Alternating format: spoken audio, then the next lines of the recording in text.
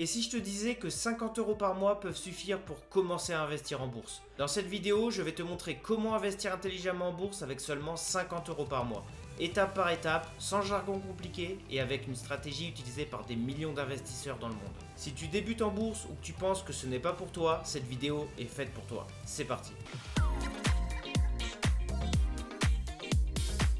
Beaucoup de gens pensent que 50 € ce n'est rien et que ça ne sert à rien d'investir avec si peu. Et pourtant, c'est totalement faux. Ce qui fait la différence en bourse, ce n'est pas le montant de départ, mais le temps et la régularité. Investir 50 € par mois pendant 20 ou 30 ans, grâce aux intérêts composés, peut représenter des dizaines, voire des centaines de milliers d'euros. Par exemple, investir 50 € par mois pendant 30 ans avec un rendement annuel moyen de 8%, correspondant à celui d'un ETF type MSCI World, représente 18 000 € versés au total.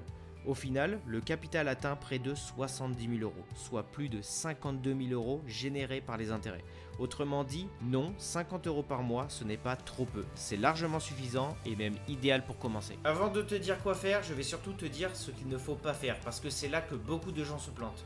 La première erreur, vouloir devenir riche rapidement. La bourse, ce n'est pas un casino, si quelqu'un te promet des gains rapides, fuis. Deuxième erreur, acheter des actions au hasard. Cette action a l'air bien, je l'ai vue sur TikTok. Très mauvaise idée. Troisième erreur, paniquer à la moindre baisse. La bourse monte et descend et c'est tout à fait normal. Les investisseurs gagnants sont ceux qui restent investis.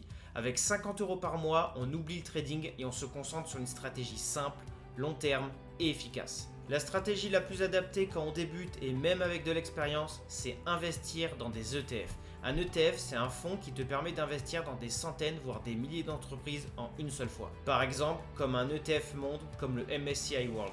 Le MSCI World, c'est un indice boursier mondial qui regroupe environ 1500 grandes entreprises cotées en bourse, réparties dans 23 pays développés. Concrètement, quand tu investis dans le MSCI World, tu investis en une seule fois dans une grande partie de l'économie mondiale. On y retrouve par exemple Apple, Microsoft, Google, Amazon, etc. Tu es diversifié automatiquement. Les frais sont très faibles et c'est parfait pour l'investissement mensuel. Un ETF très connu aussi, c'est le S&P 500, il regroupe les 500 plus grandes entreprises américaines. Avec 50 € par mois, tu peux acheter une fraction d'ETF ou un ETF entier tous les mois sans te poser de questions. On appelle ça le DCA, Daily Cost Averaging. Investissement programmé, même montant tous les mois sur le long terme. C'est simple, efficace et très utilisé par les investisseurs long terme. La première étape, c'est de choisir un courtier en ligne. Personnellement, j'utilise Trade Republic, mais ce n'est pas une obligation. Il existe plein d'autres plateformes très sérieuses comme Boursobank, Fortuneo, XTB et plein d'autres. C'est à toi de faire ton propre choix. Maintenant, la question c'est où investir ces 50 €. Il existe deux enveloppes. Le compte titre ordinaire, ses avantages, il n'y a aucune limite de versement, tu peux investir autant que tu le souhaites. Tu as accès à tous les marchés et produits financiers comme des actions du monde entier, des ETF, des obligations, les matières premières, etc. C'est idéal si tu veux une liberté totale. Son inconvénient principal, une fiscalité peu avantageuse. Les plus-values et les dividendes sont imposés par la flat tax de 31,4% sur les gains, 12,8% d'impôts, plus 18,6% de prélèvements sociaux.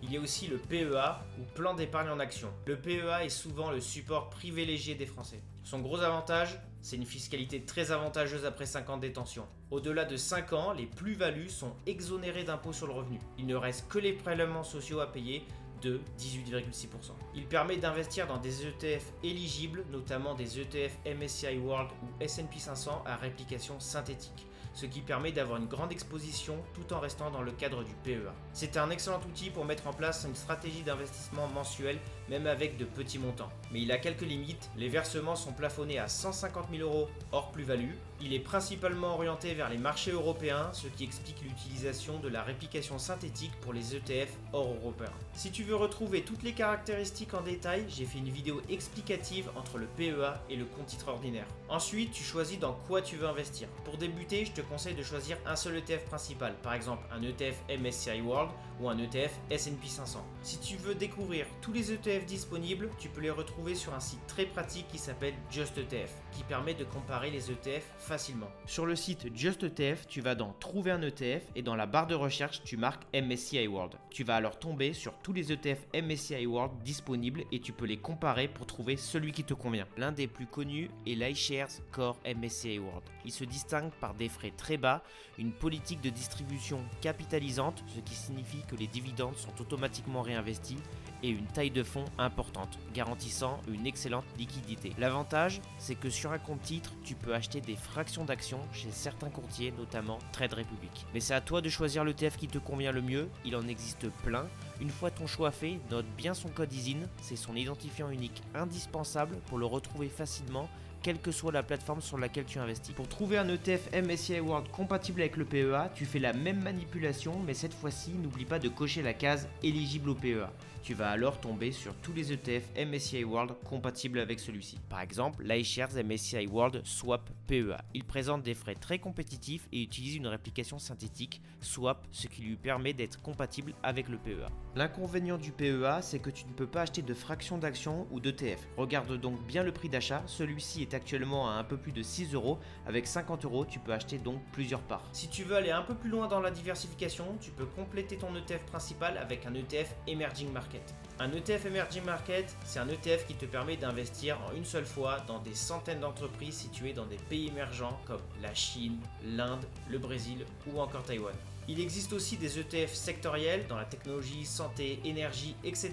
Des ETF par zone géographique, mais pour commencer, reste simple. Dernière étape, et c'est la plus importante, tu mets en place un investissement automatique de 50 euros par mois ou plus, tout dépend de combien tu veux investir. Tu mets le même montant tous les mois sans te poser de questions. C'est cette régularité qui fera la différence sur le long terme. La vérité, c'est que la partie la plus difficile, ce n'est pas de choisir l'ETF, c'est d'être régulier, de ne pas paniquer et de continuer même quand les marchés baissent. Les meilleures performances en bourse sont souvent réalisées par des gens qui investissent sans émotion ou sans regarder leur graphique tous les jours. 50 euros par mois, tous les mois, pendant des années, c'est simple, mais c'est incroyablement efficace. Pour résumer, oui, investir en bourse avec 50 euros par mois est totalement possible. Oui, c'est même une excellente façon de commencer. ETF plus long terme plus régularité est égal stratégie gagnante. Si cette vidéo t'a plu, n'hésite pas à me le dire en commentaire. N'oublie pas de lâcher un like, de t'abonner à la chaîne. Et je te dis à plus tard pour une prochaine vidéo. Salut!